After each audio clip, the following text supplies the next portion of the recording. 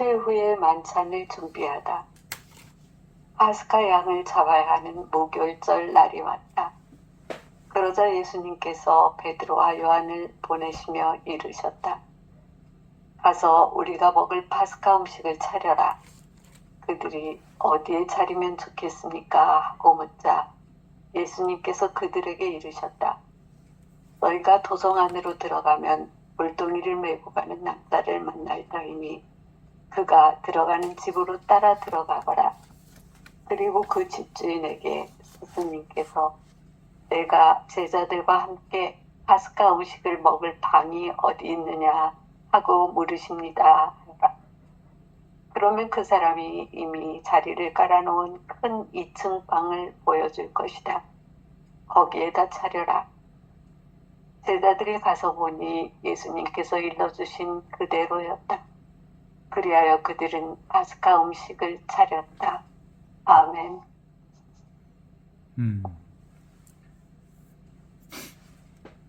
루카복음 22장 7절에서 13절에 나타난 건 하느님이 준비하셨다. 뭐든지 하느님이 준비하셔. 이게 이제 핵심이야. 내가 준비한 게 아니야. 내가 준비한 게 아니야. 사람들은 자신이 했다고 하는데 다 하느님이 준비하셨다라고 하는 관점을 가질 수만 있다면 이 성경을 읽는데 참 재밌게 읽을 수 있을 것 같아요. 그러니까 이 파스카 준비의 얘기 서사를 단순히 역사적인 사건의 얘기로만 보지 않고 우리의 영적인, 그러니까 시공간을 초월해서 지금 이 순간 우리 가운데 살아계신 하느님의 현존을 드러내는 아주 심오한 영적인 상징 체계를 가지고 있다. 이런 관점으로 보게 되면 이 성경이 얼마나 풍성한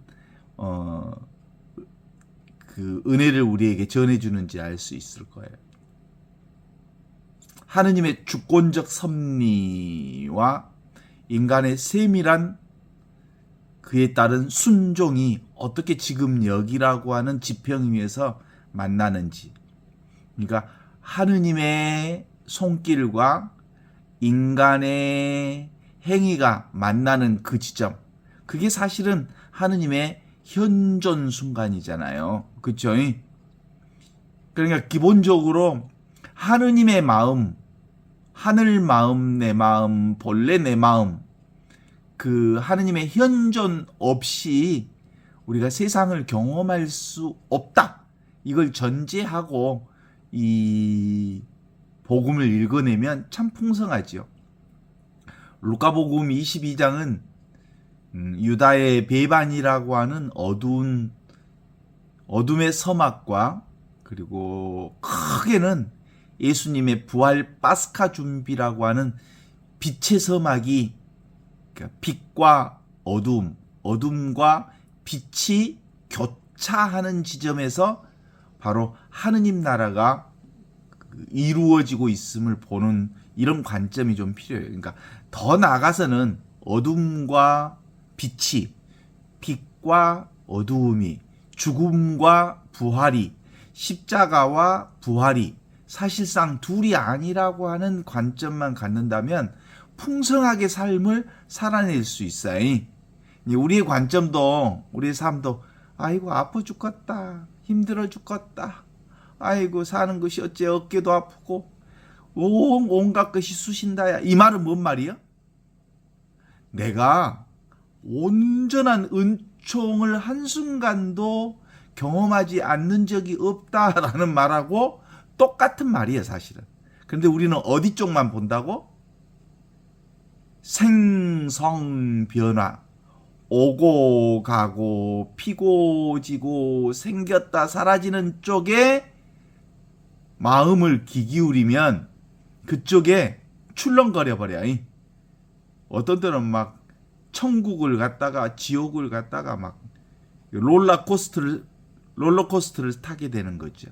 그런데 그 그 지점을 보지 않고 오고 가고 피고 지고 생겼다 없어지는 점 말고 원래부터 늘 항상 언제나 이렇게 영원하고 무한하고 절대 불변인 본래 고요하고 본래 순수하게 밝게 비추는 그 자리가 분명하다면 어떤 상황에서든 은총임을 우리가 경험할 수 있는 거죠. 그래서 7절은 유월절 양을 잡아라 하는 무교절 날이 왔다고 선언함으로써 인류 역사가 기다려온 하느님의 시간, 하느님의 시간이 카이로스잖아요. 하느님의 손길의 시간, 결정적인 때가 도래했음을 알려주는 말씀이라고 볼 수 있죠. 그러니까 이날은 이스라엘이 에집트의 종살이에서 해방된 것을 기념하는 날이면서 동시에 하느님의 참된 어린 양이신 예수 그리스도께서 세상의 죄를 대속하시기 위한 십자가상의 발걸음을 놓는 자리, 그러니까 예수님의 죽음의 자리와 해방의 자리가 같은 자리라는 거예요. 이게 새로운 파스카 시작을 알리는 일입니다. 그래서 이걸 함께 교차시켜 놓은 거예요. 유월절과 무교절은 엄밀하게 구분되지만 사실상 같은 말이다. 구분되지 않는다. 음과 양은 구분되지만 사실은 음과 양은 같은 하나다. 그죠? 요즘에는 보통 인간에게 남자와 여자는 구분된 것처럼 보이지만 사실은 남성성 속에 여성성이 있고 여성성 속에 남성성이 있다고 하는 게 칼 융이 얘기하는 부분이잖아요. 그래서 루카는 이를 하나의 사건으로 통합하면서 하느님의 구원 계획이 쉼없이 진행되고 있음을 우리에게 말해주고 있는 거죠. 그러니까 유대인들의 시간의 관념에서는 유월절은 과거의 기억을 단순히 회상하는 것이 아니라 조상들이 경험했던 해방의 역사가, 은총의 역사가 지금 여기 이 순간 살아있는 하느님의 현존으로 재현되고 있음을 드러내는 거다, 이렇게 볼 수 있지. 이런 맥락에서 7절은 날이 왔다라고 하는 선언은 단순히 달력상 날짜가 왔음을 의미하는 게 아니라 하느님의 구원 의지가 지금 여기 이 순간 구체적으로 매 순간순간마다 하느님의 구원 역사가 개입됐다라고 보는 거예요. 그러니까 늘 우리는 세상을 볼 때 머릿속이 자꾸 이렇게 시간적 관념이 있잖아요. 그 크로노스적 연대기적인 시간 개념, 시간과 공간이 있는 개념에서 하느님의 시간대, 카이로스적 개념으로 보면 늘 순간순간만 있다. 오직 하느님의 시간만 있다. 이런 믿음이 동시에 인간의 시간과 하느님의 시간이 늘 마주치는 시간. 근데 우리 인간의 눈으로 보면 하느님의 시간 따로 있고 인간의 시간이 따로 있는 것 같지만 통합적으로 보면 하느님의 시간 순간순간 찰나찰나 이 현존밖에 없다는 걸 알면서 읽어내면 그렇게 어렵지 않는데, 인간의 이 시간과 공간이 사실은 그게 연습되어 있어서 하느님의 시간을 잘 못 봐. 순간순간을이. 기본적으로는 하느님의 시간이 기본 바탕이고 인간의 시간을 그 위에 인간들이 경계 짓게 되는 거지요. 8절로 들어가면 예수님께서 베드로와 요한을 특별히 지목해서 파견하십니다. 가서 우리가 6월절에 쓸 음식을 먹을 수 있도록 준비하라는 이 명령은 단순히 식사를 준비시키는 게 아니라 하느님의 신비에 참여하기 위해 인간의 응답을 촉구하는 말씀이다, 이렇게 볼 수 있겠습니다. 그러니까 베드로는 교회의 토대이면서 동시에 요한은 사랑의 사도로 지칭되잖아요. 이 둘을 늘 함께 보내면서 하느님의 현존을 준비함에 있어 늘 권위, 질서와 사랑과 친교의 조화를 이루어야 함을 영성적으로 이렇게 밑밥을 깔아놓은 거라고 말할 수 있죠. 제자들의 질문은 이렇습니다. 어디에다가 준비하기를 원하십니까? 9절에 이렇게 나오죠. 오늘을 사는 현대인은 매일 아침 하느님께 드려야 할 질문입니다. 오늘 무엇을 해야 할까요? 이 순간 주님 무엇 하기를 원하십니까? 라고 하면서 하느님께 자기 자신을 봉헌해야 할 봉헌 기도지요. 오늘 무엇을 해야 합니까? 오늘 지금 이 순간 당신은 제가 무엇을 하기를 원하십니까? 하느님의 현존은 우리가 스스로 설계한 장소나 시간에 갇혀 있지 않습니다. 따라서 오히려 우리 자신의 계획을 완전히 내려놓고 주님, 당신 종이 여기 왔나이다. 주님, 제가 지금 이 순간 당신을 위해 무엇을 하기를 원하십니까? 라고 물을 때 하느님께서 당신의 처소를 우리에게 계시해 주신다고 보는 것이 가장 자연스러운 몫이라고 볼 수 있죠. 이게 바로 자신의 명철을 의지하지 않고 범사에 늘 하느님께 하느님 그분을 인정하고 절대적으로 그분께 순종하고 순복하는 태도가 우리 신앙의 태도라고 볼 수 있죠. 당신 주님 당신 종이 여기 왔나이다. 이게 우리가 늘 고백하는 신앙의 고백이죠. 매 순간순간마다 주님, 저는 당신의 도구입니다. 주님, 저는 당신의 종입니다. 제가 무엇 하기를 원하십니까? 라고 하면서 지금 여기 이 순간에 온전히 몰입할 수 있도록, 지금 이 순간만 살 수 있도록, 지금 이 순간을 살도록 늘 깨어 있어라 하신 주님의 말씀은 우리 인간 쪽에서 받아들인다면 주님, 제가 무엇을 하시기를 원하십니까? 라는 기도가 우리의 참된 기도가 될 수 있다. 이렇게 말할 수 있죠. 그러니까 예수님께서는 제자들에게 매우 구체적이면서도 수수께끼 같은 표정을 우리에게 보여줍니다. 성 안으로 들어가서 물 한 통을 가지고 가는 사람들을 만날 것인데 말이지, 그가 들어가는 그 집으로 따라 들어가라. 이 구절은 하느님의 현존이 아주 거창하고 장엄한 사건만 아니라 아주 지극히 평범하고 일상적인 삶 속에 숨어 있음을 드러내는 거죠.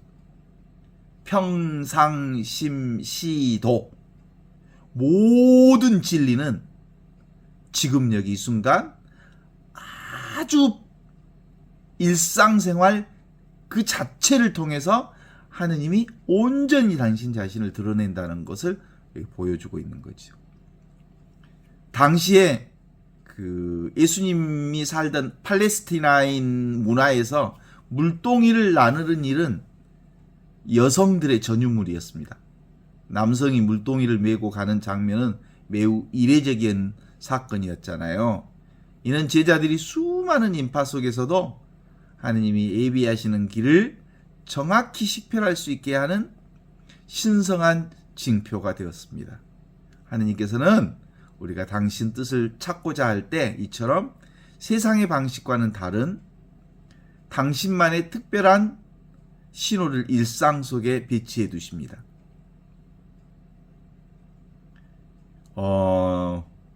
일반적으로 성서학자들은 이 인물을 에세네파의 공동체 이론으로 해석하기도 하거든요. 에세네파는 남성 중심의 금욕 공동체였기 때문에 남자들이 물을 길른 행위가 자연스러웠던 분석이라고 보고 있거든요.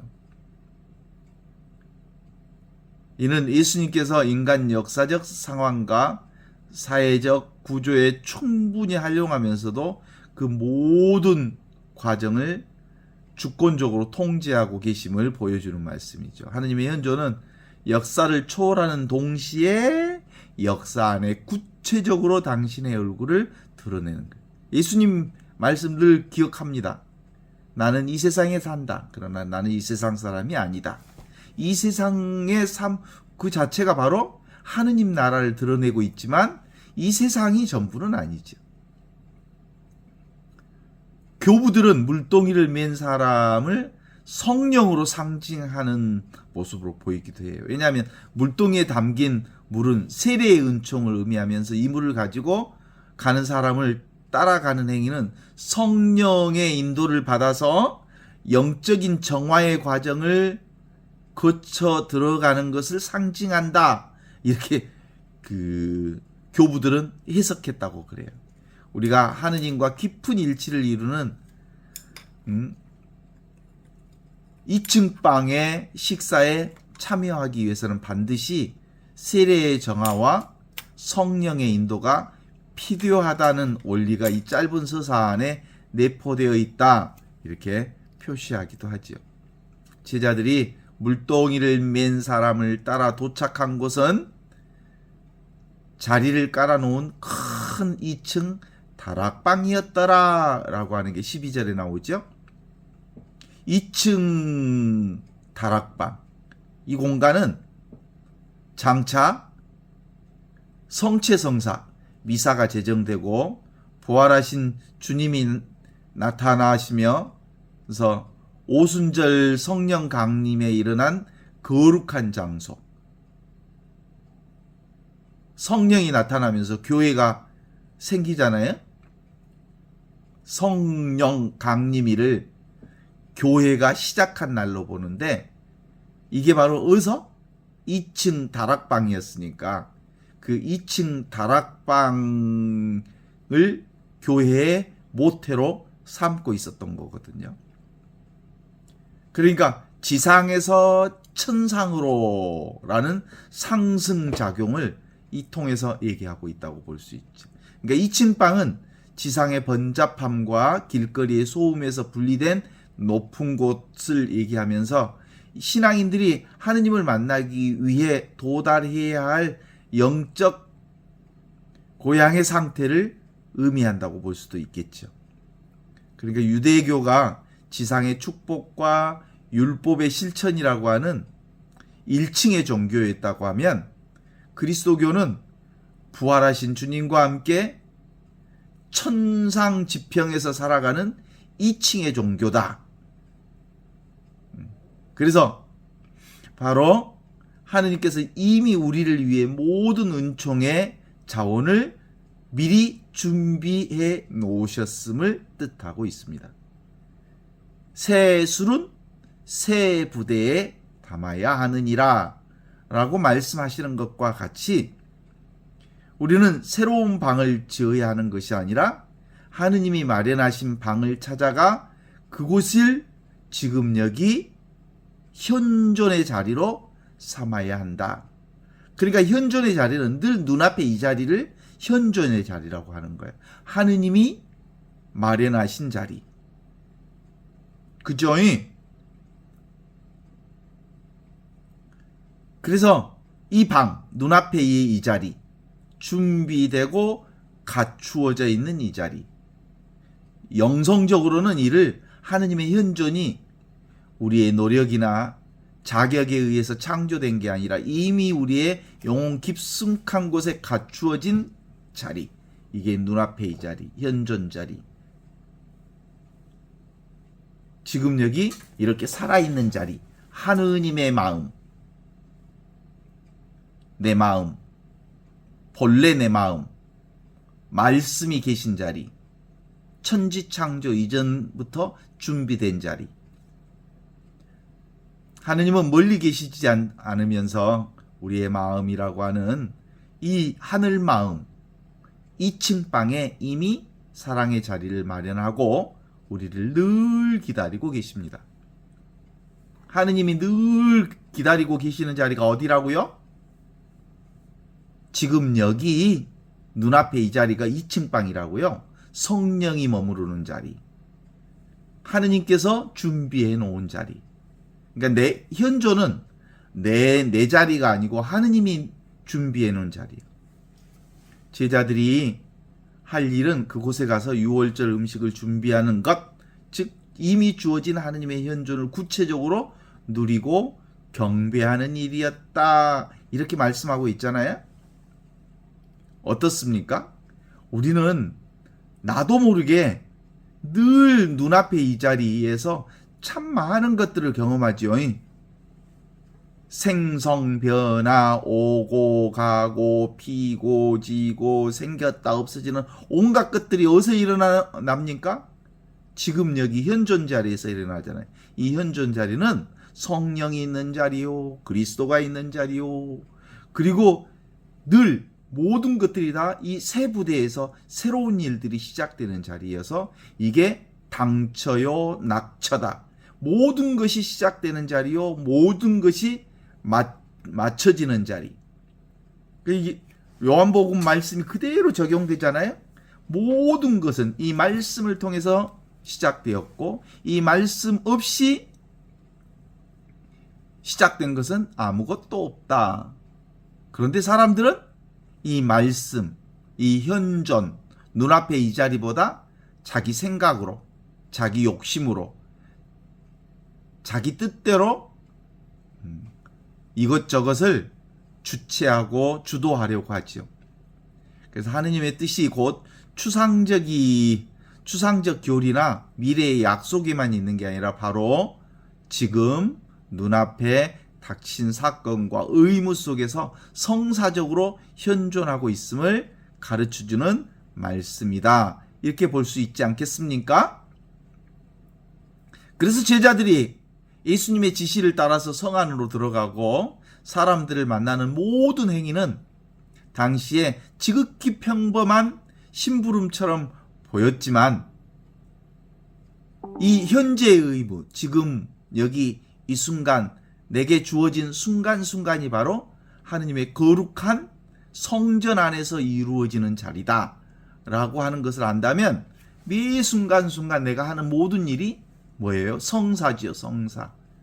하느님께서 일하시는 자리. 그래서 신앙인은 특별한 환시나 기적을 통해서만 하느님 만나는 게 아니라 내가 운전하는 자리가 성당이고 내가 운전하는 자리가 바로 성전이고 내가 걷고 있는 이 자리가 바로 하느님이 서 계시는 자리고 나와 가족들이 대화하는 자리가 바로 하느님 안에 함께하는 자리고 주어진 직무가 지금 이 순간 평범한 행위를 통해서 하느님이 일하시는 하느님의 현존을 호흡하는 자리다. 이렇게 볼 수 있습니다. 그래서 하느님의 섭리를 모든 것에 숨겨져 있다.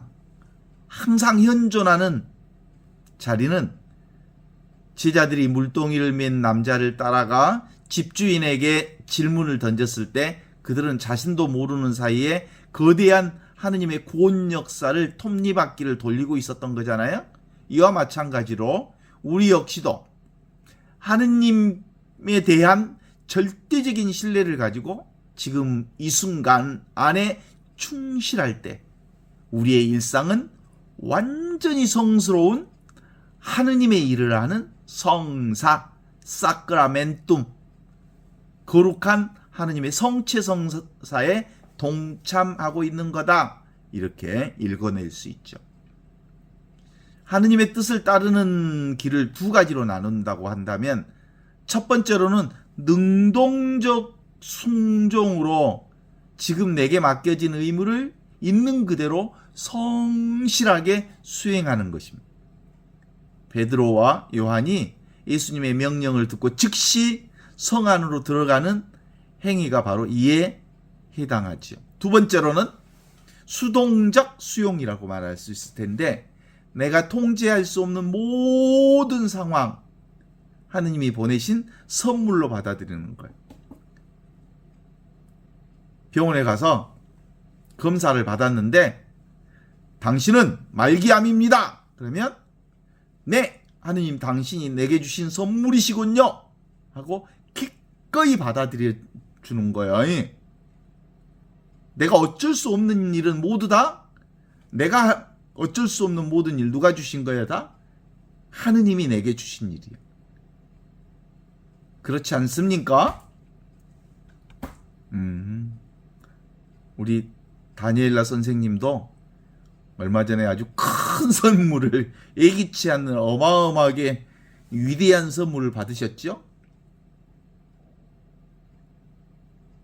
내가 통제할 수 없는 모든 상황, 그것이 바로 선물인 거예요. 선물은 내가 미리 알고 받는 게 아니고 예기치 않는 것들이죠. 6월절 장소를 구하기 힘든 복잡한 상황이나 예측 불가능한 만남을 기꺼이 받아들이는 태도가 바로 그거라고 말할 수 있습니다. 근본적으로 포기, 나의 의지와 나의 뜻과 나의 욕심과 나의 생각을 포기하는 포기의 영성은 모든 것이 하느님의 손길 안에 있다고 하는 확신 안에서 가능한 일. 그래서 루카복음의 제자들은 길 위에서 하느님의 지시를 따랐던 것처럼 그 소란스러운 공간에서 하느님의 현존을 누리는 비결을 우리는 터득해야 합니다. 요즘에 제가 티처스라고 하는 그 프로그램을 종종 보게 돼요. 내가 고등학교 때 수학을 되게 좋아했는데, 수학하면 너무너무 재밌었는데 왜 학생들 저렇게 수학이 힘들게 할까? 나는 그때 아이들이 수학을 재미없어 하는 걸 잘 몰랐어. 수학이 그렇게 어려웠던가? 이런 생각을 했단 말이죠. 내가 수학을 그렇다고 해서 내가 뛰어나게 공부를 잘한 사람이 아니었는데도 불구하고 수학에 힘들었던 기억은 별로 없었어. 그런데 티처스를 보면서 어떤 아이가 수학 시험을 보는데 옆에 친구가 뽀시락거리는 소리 때문에 시험을 망쳤다는 거예요. 비닐을 이렇게 뽀시락거리는 소리 때문에. 그럴 수도 있겠구나. 너무너무 다른 소리에 예민해서 지금 자기가 하고 있는 일에 완전히 실패할 수도 있겠구나. 그러니까 그 지금 하고 있는 일에 온전하게 집중해 버리면 옆에서 하는 소리가 잘 안 들리거든요. 그죠? 저는 원래 조금 이렇게 덜렁거리는 성격이 있어서 내가 신학교에 있을 때 자꾸 기도하면 성당에서 묵상 기도할 때 이렇게 성당에 앉아 있으면 가만히 못 앉아 있거든요. 제가 이렇게 앉았다가 막 그러면 옆에 있는 신학생이 야, 좀 가만히 있어야. 근데 나는 계속 뽀시락거리고 있어. 근데 지금 자꾸 지 기도에 방해가 된대. 아니, 네가 기도를 열심히 하면 왜 내가 뽀시락거리는 게 네가 방해가 되냐? 응? 네가 기도에 몰입하는 연습을 해라. 나를 이렇게 신경 쓰지 말고. 그렇게 얘기한 적이 있었어. 신학생하고. 내가 뽀시락거리는 게 네 기도에 그렇게 방해된단 말이야? 근데 난 잘 몰라. 아무튼 옆에 사람에게 뽀시락거리는 것이 방해를 준다고 하는 것에 조금 덜 민감한 사람인 것은 사실이에요. 그래서 아마 예민한 사람들에게 많이 피해를 주고 살았던 신학생이었던 것, 기숙사 생활을 했던 것 같은 느낌이 들기는 해요. 수학 공부하면서 아니 무슨 옆에 사람을 뽀시락거리는 것 때문에 수학심을 완전히 망쳤다는 얘기가 그럴 수도 있겠다. 그러나 기본적으로 여기서는 뭐라고 얘기합니까? 진짜 영성은 지금 여기 이 순간에 몰입하는 영성이에요. 그게 현존 영성의 하나다. 이렇게 볼 수 있죠. 하느님의 현존의 연습은 하느님이 내 영혼의 가장 깊은 중심에 계심을 믿는 단순한 신앙에서 시작되는 거기 때문에 그렇습니다. 우리가 하느님을 사랑하기 위해 거창한 일을 할 필요가 없지만 단지 하느님을 향한 사랑 때문에 작은 일이라도 정성껏 수행한다면 그것이 바로 하느님의 현존의 절정이라고 볼 수 있어요.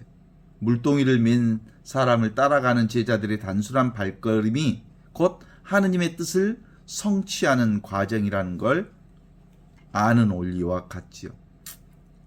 하느님의 현존을 사는 사람은 주변의 소음이나 자신의 부족함에 과도하게 집중하지 않습니다.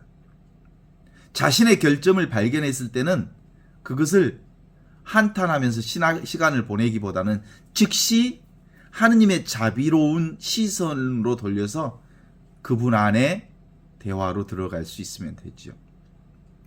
루카복음 본문에서 제자들이 예루살렘 성 안에 수많은 구경거리나 복잡한 상황에 한눈을 팔지 않고 물동이를 맨 사람이라고 하는 구체적인 표징에만 집중했던 것처럼 우리도 매 순간 지금 여기에만 집중할 필요가 있어요.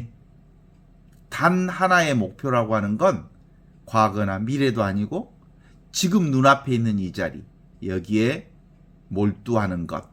이게 현존하는 겁니다. 오늘날 세계는 지금 여기에 현존을 방해하는 수많은 소음과 디지털 AI 자극으로 가득 차 있습니다. 루카복음 제자들이 예루살렘의 군중 속에서 한 사람의 물동이 맨 남자를 찾아내야 했듯이 우리도 현대사회의 파편화된 관심 속에서 하느님의 현존을 식별하는 영적 민감성을 회복해야 된다고 볼 수 있죠. 하느님은 폭풍이나 지진 속에서가 아니라 부드러운 미풍 속에서도 하느님이 계십니다. 루카복음 22장에서 예수님이 주신 표징은 지극히 미세하고 사소한 것입니다. 현대인의 신앙이 살아있는 하느님 현존 신앙으로 느끼지 못하는 이유는 하느님이 계시지 않기 때문이 아니라 우리가 너무나도 바쁘고 소란스러운 산란한 생각으로 가득 차 있기 때문에 그렇습니다. 하느님의 미세한 신호를 감지하기 못하기 때문입니다. 현존은 바로 이러한 감각을 깨우는 훈련이라고 말할 수 있습니다. 잠시 하던 것을 멈추고 숨을 고루 쉬면서 하느님이 내 앞과 내 뒤와 나의 좌와 우 그리고 내 존재의 중심에 계심을 선포하는 것만으로도 우리는 순식간 2층 방 눈앞에 여기 성령이 함께 계시는 자리 바로 현존이라고 하는 게 현존하니까 현존이 있는 줄 아니까 현재 이렇게 존재하는 하늘 마음 내 마음 본래 내 마음 이 자리에 평화로움으로 진입해 갈 수 있는 거예요. 우리가 관상기도 한번 이렇게 보면 이렇게 보면 새소리도 들리고 가끔 이 겨울에도 이렇게 발걸음을 옮기다 보면 조용히 소리를 한번 기어이 들어보면 아무 소리도 없는 것 같은데 갑자기 나의 생각의 소음이 딱 멈춰지면 밖에 소리들이 잘 들리거든요. 그 있잖아요. 여름에 개구리 소리 들리는 것처럼 겨울에도 얼마나 많은 소리들이 있는지 몰라요. 아주 수만의 소리가 아주 미세하게 들리는 것을 경험할 수 있어요.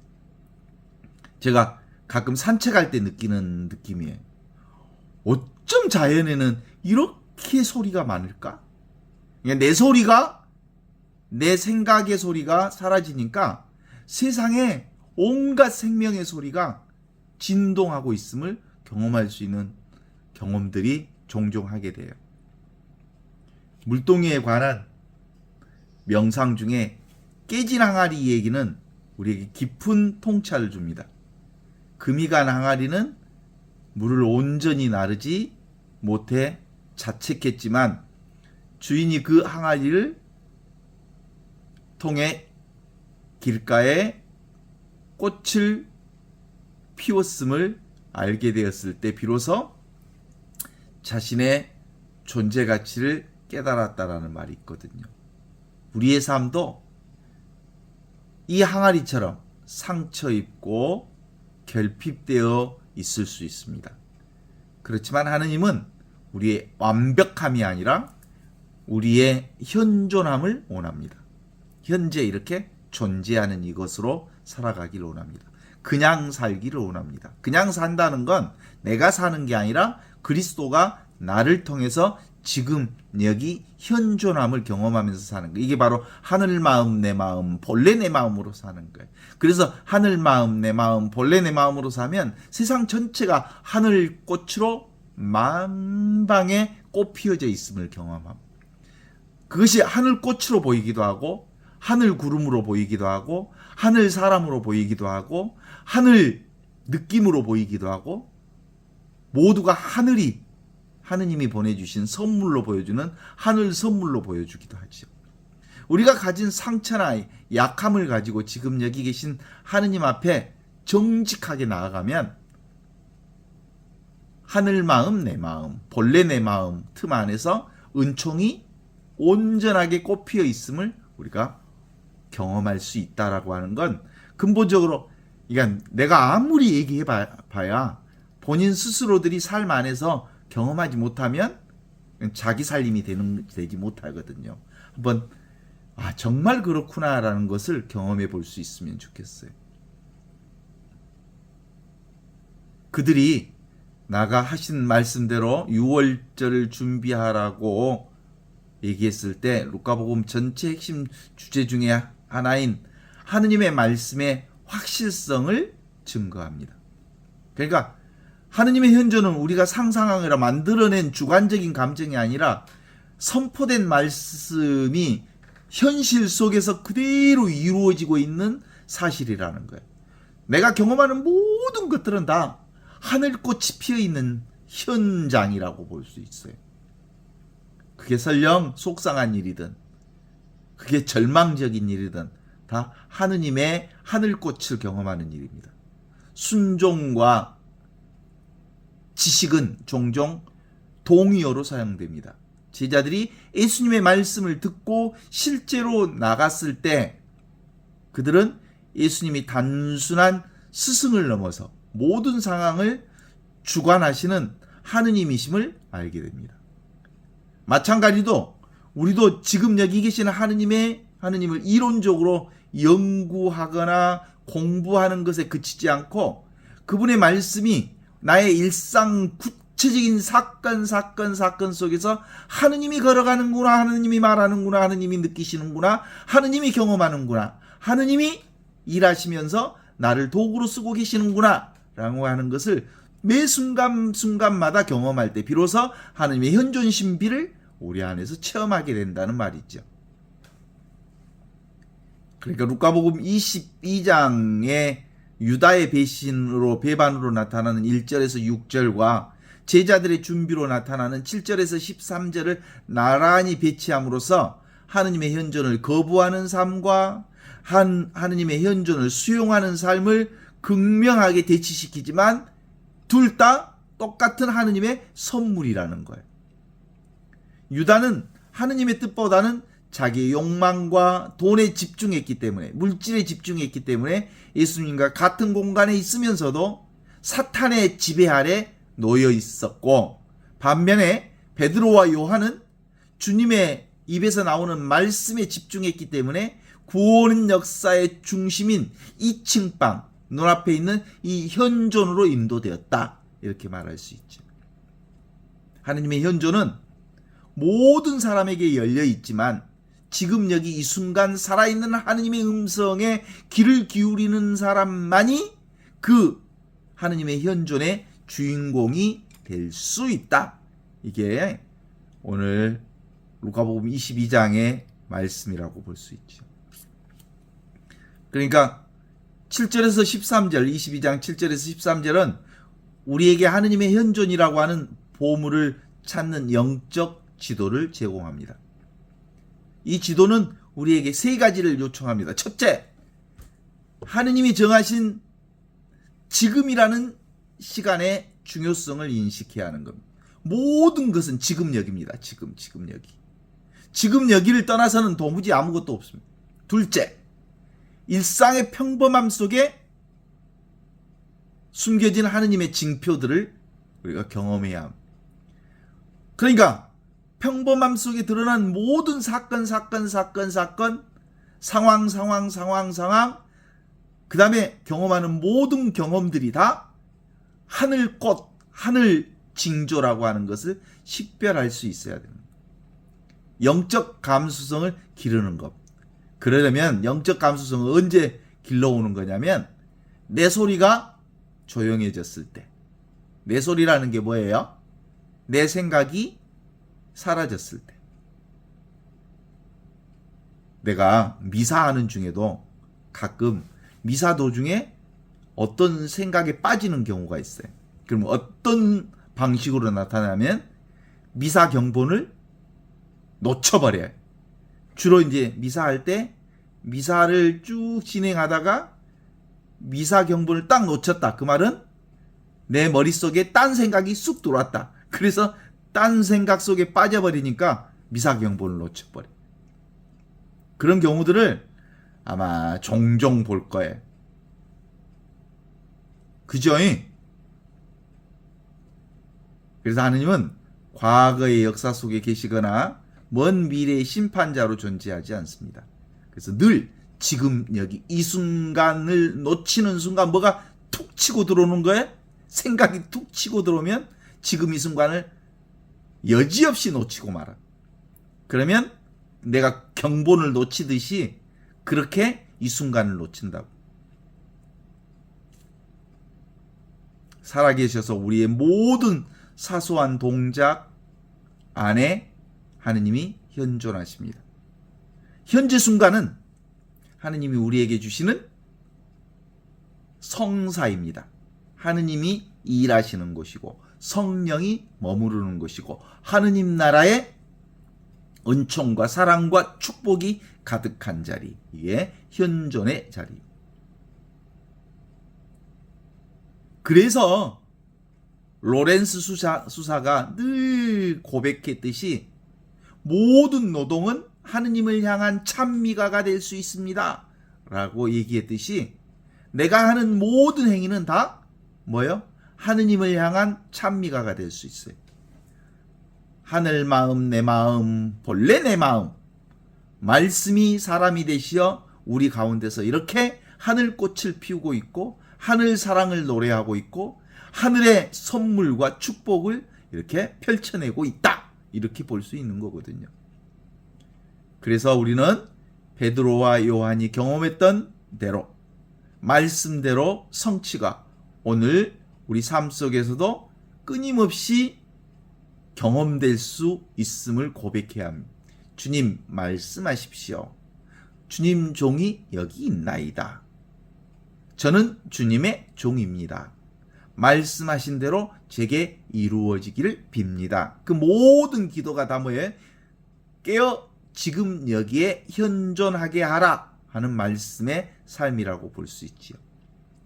우리가 우리 자신의 계획과 불안을 내려놓고 어디에 준비하기를 원하십니까? 라고 묻는 순간 우리 곁을 지나가는 수많은 물동이를 맨 사람들이 보이기 시작할 겁니다. 그래서 눈앞에 이것을 따라가 오면 오는 대로 가면 가는 대로 오는 사람 막지 않고 가는 사람 붙잡지 않으면서 지금 여기 이 순간에 충실할 수 있다는 말씀이죠. 우리가 도달할 곳은 언제나 주님의 미소가 기다리고 계시는 준비된 2층 방입니다. 우리 눈으로 볼 때는 그것이 십자가로 올 수도 있고 절망의 상황으로 올 수도 있지만 그 절망 가운데 감추어진 그 희망과 죽음 속에 갖추어진 그 생명과 십자가 속에 감추어진 그 부활을 경험할 수 있는 자리가 바로 현존의 자리다 볼 수 있죠. 그곳에서 우리는 영원히 살아계신 하느님의 현존을 먹고 마시면서 지금 이 순간을 영원으로 살아가게 할 수 있다. 이렇게 볼 수 있지 않겠습니까? 하느님의 현존은 특별한 자들의 전유물이 결코 아닙니다. 지금 숨쉬는 모든 이들에게 허락된 하느님의 가장 큰 선물이다. 이렇게 볼 수 있죠. 가월절, 파스카 축제. 따라서 어떻게? 그냥 존재하면 하느님께서 우리의 존재를 당신의 도구로 사용하신다 이 말이죠. 그래서 내가 한다, 내가 한다, 내가 한다, 내 것이다 이걸 그만두면 그분께서 나를 도구로 사용하신다. 그러면 우리 삶 안에서 어떤 경험을 해요? 오메오메 좋은 거에 무담시 좋다. 아무 이유 없이 좋다. 아무 조건 없이 그냥 좋다. 이게 바로 지금 여기를 사는 사람들의 마지막 고백, 최상선, 이보다 더 좋을 수 없는 삶을 고백할 수 있는 거다. 이렇게 말할 수 있는데 동의가 될까? 우리 삶 안에서 스스로 경험한 사람만이 가질 수 있는 거지요.